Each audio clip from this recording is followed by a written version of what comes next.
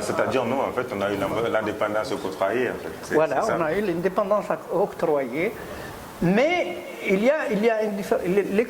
l'indépendance est octroyée, mais quand même, ça n'exclut pas, d'une part, qu'il y a eu la résistance, beaucoup de résistants qui continuent, même malgré l'indépendance, à contester. Et les jeunes de l'époque, les jeunes Mauritaniens qui étaient à l'époque, ils ont créé des mouvements, je ne me rappelle pas, mais il y avait un mouvement négro-africain, il y avait un mouvement un mouvement Nahda, qui lui était révolutionnaire, voulait vraiment être comme Sékou Touré. Et il y a d'autres mouvements qui sont contre la Nahda. Et ça veut dire quoi? Ça veut dire que tout le monde n'est pas d'accord pour cette indépendance octroyée. Mais selon les sages, selon les fils des chefs qu'eux-mêmes ils ont formés, ils ont donc décidé, parce que c'est la meilleure solution, c'est d'essayer doucement de prendre son indépendance. Et quand vous prenez votre indépendance, débrouillez-vous. C'est le cas de la Mauritanie, par exemple. Dès que le président Mokhtar Dada a pris le pouvoir, en 1958-57 déjà, il était vice-président de l'Assemblée française, mais représentant la Mauritanie. Et avant lui, quand même, il y avait ce qu'on appelle les premiers députés qu'il y a eu en Mauritanie, c'est Beban Ould Harma. Il a été élu en 1946 à l'Assemblée, comme Senghor, comme les autres, à l'Assemblée française. Mais il représente la Mauritanie, alors que Senghor représente le Sénégal. C'est ça. Et cette Assemblée française s'est transformée en Assemblée nationale en 1951. 1951, c'est Mokhtar Ndiaye, Sidi Mokhtar Ndiaye. Il a un père Wolof, mais une mère mauresque. Il est né à Attar, justement, il a grandi là-bas. Son père était un interprète. Et c'est lui le premier président le deuxième président de l'Assemblée nationale, de 1951 à 1959. Donc c'est lui le vrai père et patron. Et c'est lui qui a proclamé l'indépendance. Mokhtar Ould Dada, à l'époque, n'était qu'un vice-président. Et le vote se faisait par le Parlement. Pas les populations n'étaient pas encore prêtes. Donc c'est le Parlement qui désigne le président. Et donc c'est Sidi Mokhtar Ndiaye qui a proposé Mokhtar Ould Dada parce que c'est son ami intime, etc. D'ailleurs, c'est lui qui l'a proposé député à Attar. Parce que pour être membre de l'Assemblée nationale, il faut déjà être député. Comment être député pour Mokhtar Ould Dada? Parce que Boutilimit n'a droit qu'un seul député. Ce député-là, il a été occupé par son oncle, Souleymane Ould Cheikh Sidia, le fils de Sidia le Grand. Mokhtar n'était que le fils de sa sœur, donc un petit comme ça, il ne peut pas prétendre avec un notable aussi grand que Souleymane Ould Cheikh Sidia. Donc Boutilimit s'est fermé. Qu'est-ce qu'il faut? Il a demandé à Sidi Mokhtar Ndiaye, qui lui est un notable d'Attar, qui épouse la fille du grand richisme Hamoudi, Hamoudi al-Mahmoud, le père de Saïd al-Hamoudi. Hamoudi, c'est un grand riche à Attar. Donc Sidi Mokhtar, il a dit à Mokhtar Ould Dada, tu viens avec moi à Attar, on va voir si on peut, parce qu'ils ont 3 députés. Un député à l'époque pour Chenguiti, un député pour la ville d'Attar et un député pour les campements autour. Il se trouve que la Jama'a d'Attar a déjà aussi désigné ces trois députés. Et pas n'importe qui, parce que bon, il s'agit quand même de Dayoul Sidi Bab, c'est la grande tribu des Smassides qui est là-bas. Donc Sidi Ahmed el-Ka'bash, c'est ce qu'on appelle les Oulad Khaylan, qui sont les plus nombreux dans l'Adra. Et il y a Ahmed el-Mounir, qui est le représentant des gens de Chenguiti. Bon, Sidi Mokhtar, il a demandé aux gens de l'Adra qu'il amène son ami Mokhtar Ould Dada. C'est pour lui qu'il veut la présidence de la République de Mauritanie et il veut qu'il soit député. Bon, après discussion et palabres, le député de Chenguiti, Ahmed el-Mounir, il a dit qu'il cède sa place à Maître Mokhtar Ould Dada à l'époque. Et donc c'est comme ça que Mokhtar Ould Dada est devenu député en 1957, membre de l'Assemblée nationale, et on l'a proclamé président de la République en 1960. C'est en 1960 qu'il a proclamé l'indépendance de la Mauritanie. À Nouakchott n'existait pas. Il a fallu Inventé voilà, il a proposé parce qu'avant, l'administration mauritanienne était là, à Saint-Louis. Il y avait l'administration du Sénégal, il y avait l'administration mauritanienne, mais tous étaient à Saint-Louis. Alors, en 1959, quand Mokhtar Oudad a été élu, quand la Mauritanie a eu sa propre Assemblée nationale, ils ont décidé de rapatrier, ou de l'administration qui était à Saint-Louis, il faut l'amener en Mauritanie. Mais où? Il y en a qui ont proposé Attar pour être capitale, il y en a qui ont proposé Boutilimite parce que c'était, enfin ça, les autres un peu régions étaient un peu isolées par rapport à... Mais Attar, c'est loin et très chaud. Et Boutilimite, il n'y avait pas d'infrastructure aussi. Il y avait... Donc ils ont choisi un coin qui ouvre à la fois sur l'océan Atlantique et qui soit équidistant entre le nord et le sud. Voilà, un peu au milieu de la Mauritanie.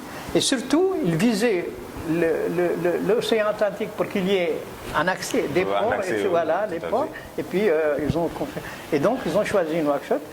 Et ils ont proclamé l'indépendance en Nouakchott. C'était dans un hangar parce qu'il n'y avait pas à ce moment-là des logements. Il n'y avait pas de... Voilà, à partir de cette date, la Mauritanie a commencé. L'ère politique a commencé. Mais juste avant de rentrer dans l'ère politique, juste pour bien préciser pour nos téléspectateurs, si je vous ai bien compris par rapport à l'histoire même du colon, voilà, c'est bien ça le terme, du colon. On voit qu'en fait, à travers votre récit, que en fait, le colon n'est pas arrivé par force ou n'est pas arrivé comme ça, quoi. Donc, c'est-à-dire, on lui a ouvert les portes quand même. Mais aujourd'hui, nous les jeunes, quand on nous dit ça, c'est quelque chose d'inimaginable. En fait. Oui, non, c'est-à-dire que le colon, c'est toujours un colon, il vient toujours avec la force. Mais il a ses méthodes pour accéder, pour entrer. Il est venu avec les armes, il s'est installé au Sénégal, avant nous, au Mali, au truc, avec la force, il vient avec la force. Mais il essaye d'amadouer aussi les populations qui sont devant lui. Il ne va pas venir pour commencer. Mais dès qu'il rentre dans un pays, il commence, c'est lui le colon. Donc il fait ce qu'il veut. À l'époque, il disposait des femmes, il y avait des femmes qui venaient voir, commercer des femmes, comme dans les harems, les trucs arabes, là, les rois, avant et tout ça, il y avait des harems pour les femmes, il faisait comme il veut, quoi. Il prenait des impôts sur chaque, par exemple en Mauritanie, il prenait des impôts sur chaque tribu, il prenait les chameaux, les vaches, les trucs. Enfin, mais politiquement et méthodiquement, il n'utilisait pas la force par exemple, les notables, les grands cheikhs qu'il a rencontrés, et les grands notables des grandes villes, toujours, il fait avec eux une politique de souplesse. Justement, c'est pour mieux s'asseoir. Une fois maintenant qu'il a pris... qu'il s'est installé confortablement en Mauritanie, il a commencé à faire ce qu'il veut, quoi. C'est-à-dire, qu'est-ce qu'il veut? Lui,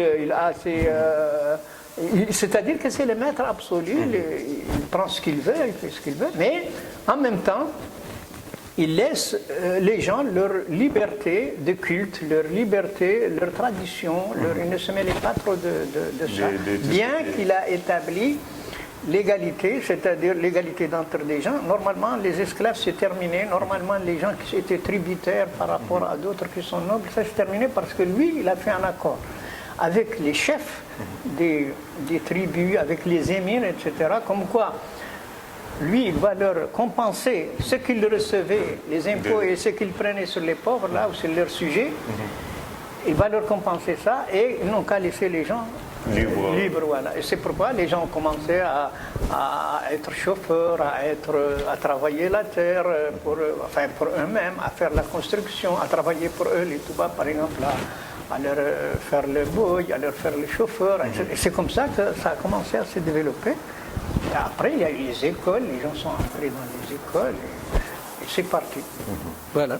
Mais en tout cas, merci pour toutes ces précisions et pour l'histoire, parce qu'on en apprend beaucoup, on en a appris beaucoup. Oui, et je sais que l'histoire est longue, il y a tellement de choses à dire encore. Ouais. Mais là, on va rentrer un peu sur l'actualité politique. l'heure politique, l'actualité politique, oui. Parce qu'il y en a des choses à dire. Oui, il y a beaucoup de choses à dire. Il y a beaucoup de choses à dire, mais de toutes les façons, on va pas, on ne peut pas tout passer, mais ce qu'il y a, c'est que l'actualité politique est caractérisée essentiellement par ce qu'ils appellent l'unité nationale ou la question nationale. C'est ce qui est un peu... Les gens parlent beaucoup de ça. Juste la question nationale. En fait, il n'y a pas de problème. Au fond, nous qui habitons en Mauritanie,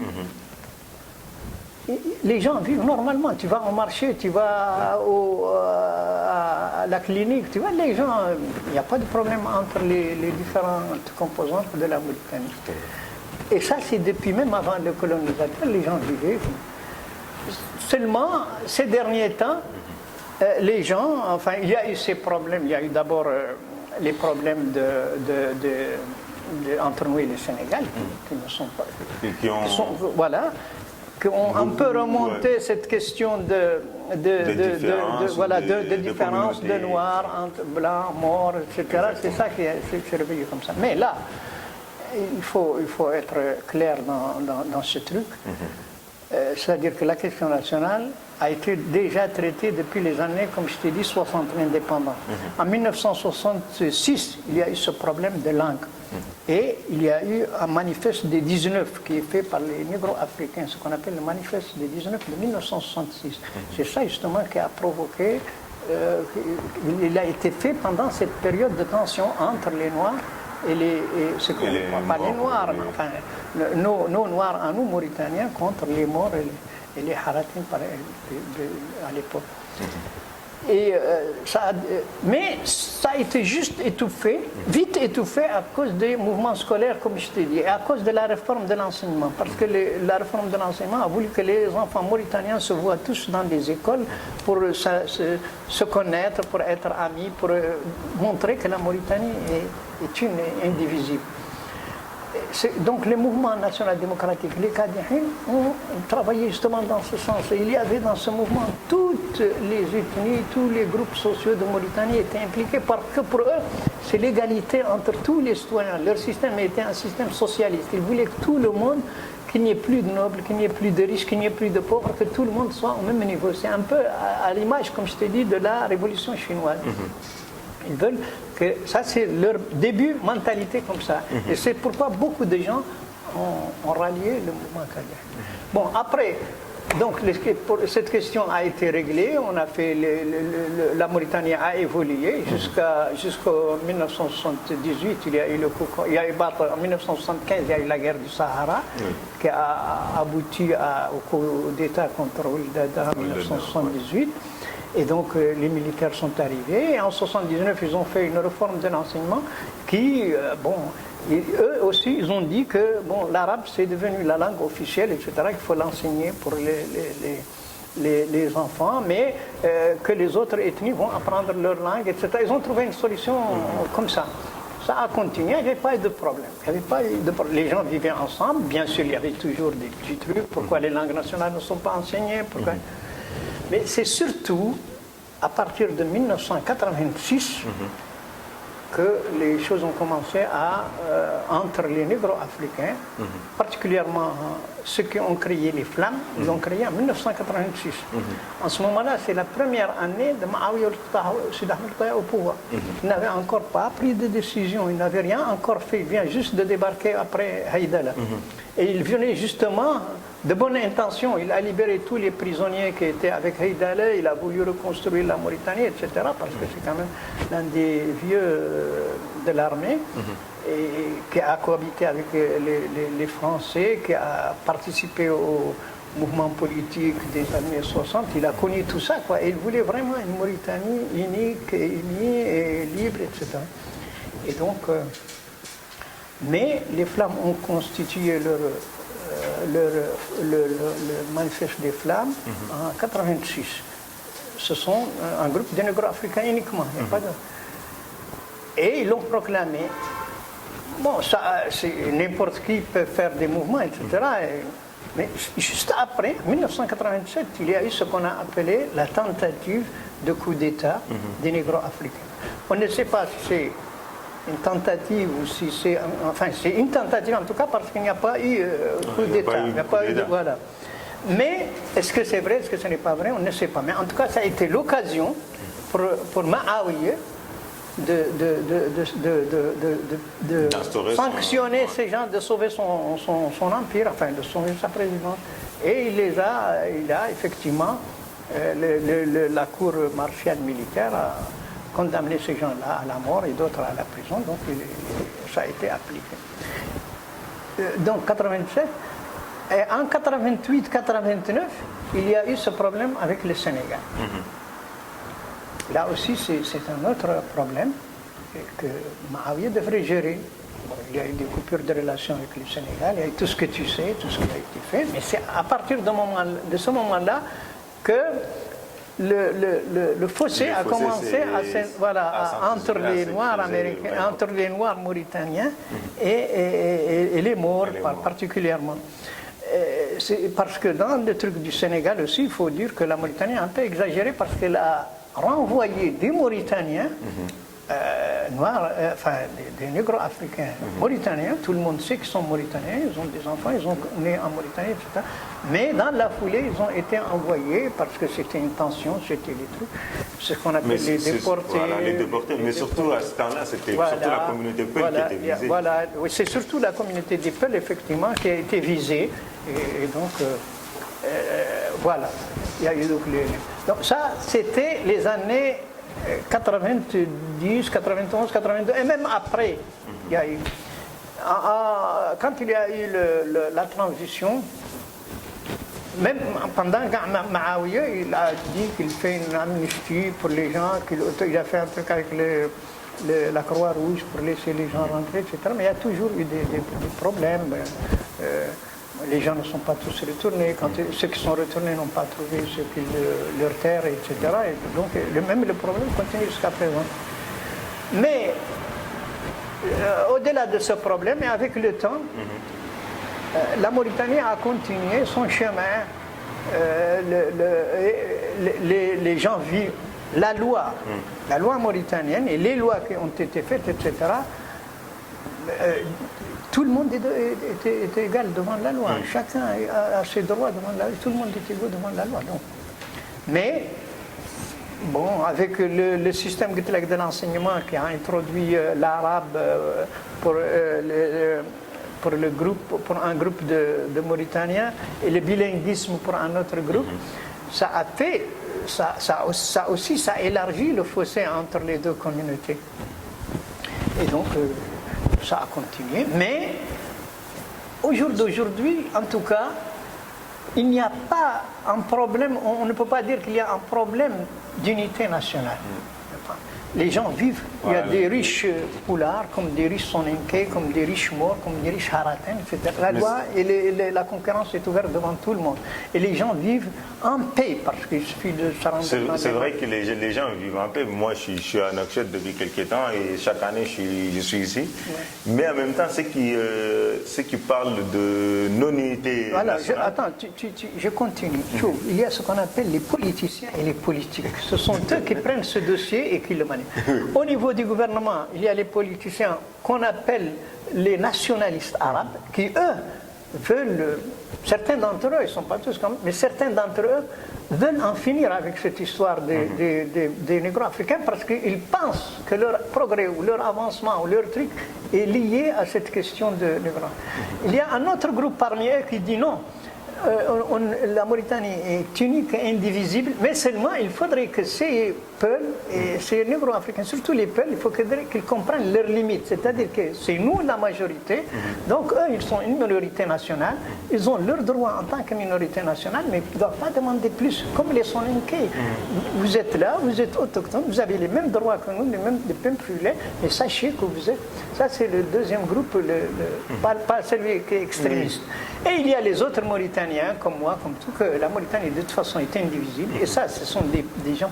De l'autre côté, les Flammes, ou les mouvements, ou les partis politiques même qui se sont créés récemment, ils se sont créés sur une base ethnique. Tout à fait.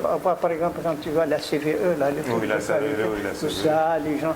Ça, il y a même les Haratines, ils ont fait leur mouvement, ils ont leur leader, ils parlent au nom des Haratines, etc. Oui, mais ça, c'est les hommes, voilà, ça, c'est les hommes politiques. Ça n'a rien à voir avec les citoyens. Les citoyens, eux, ils vivent leur vie en paix, normal, il n'y a pas de problème. Pas de... Donc, au niveau politique et au niveau de la gestion de l'État, parce qu'il y a des hommes politiques qui manipulent les politicards, bon, c'est vrai qu'il y a des discriminations dans les nominations, dans les recrutements, dans les écoles, tout ça, mais ça, c'est pas le fait des peuples, c'est pas ma faute à moi, c'est pas la faute. Ça, c'est les politiques. Les politiques. Et il faut, ici, je précise ça, c'est que beaucoup de gens, surtout ceux qui croient défendre leur communauté, ils tombent dans le piège de... quand ils disent qu'ils défendent leur communauté, ils marchandent politiquement ça. Nous voulons nos postes parce que nous sommes de telle ethnie. Et ça, il y a une réaction de l'autre côté. Ah, vous n'avez pas droit à ça. Nous sommes majoritaires, c'est notre pays. Donc, s'il n'y avait pas ces hommes politiques, par exemple, là, qui manipulaient les victimes de 1989, les victimes de 1991, sont des victimes mauritaniennes. Ils ont des droits, la loi leur donne des droits. Voilà, la charia, l'humanisme.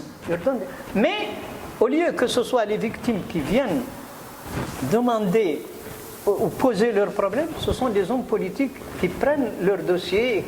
Et donc, quand les hommes politiques prennent leur dossier, ils ont des hommes politiques de l'autre côté contre eux, et c'est ça qui retarde les règlements de ces problèmes. C'est toujours ces hommes politiques-là qui prennent, les dossiers des gens. C'est un problème sectoriel, c'est-à-dire qui concerne un groupe déterminé de gens. Les victimes des événements de 89, les victimes des gens 91. Ok, les victimes, ce sont des citoyens mauritaniens, il y a la justice mauritanienne, il y a les lois, ils doivent venir eux-mêmes ou poser leurs problèmes eux-mêmes. Et quand eux, ils posent le problème, indépendamment des hommes politiques, je suis sûr que les cadis, les juges, les responsables, les responsables des institutions, etc., ils vont les recevoir, ils vont traiter avec eux. Mais ces personnes-là, par exemple, nous, vus de l'extérieur, on a l'impression que ces personnes-là n'ont pas d'auditoire, en fait. Ils ne peuvent pas être entendus, ils ne peuvent pas être vus, ils ne peuvent pas être écoutés, parce que le chemin de là où ils sont jusqu'au juge ou jusqu'au tribunal est très long ou trop long, voire même, comme on dit, voilà,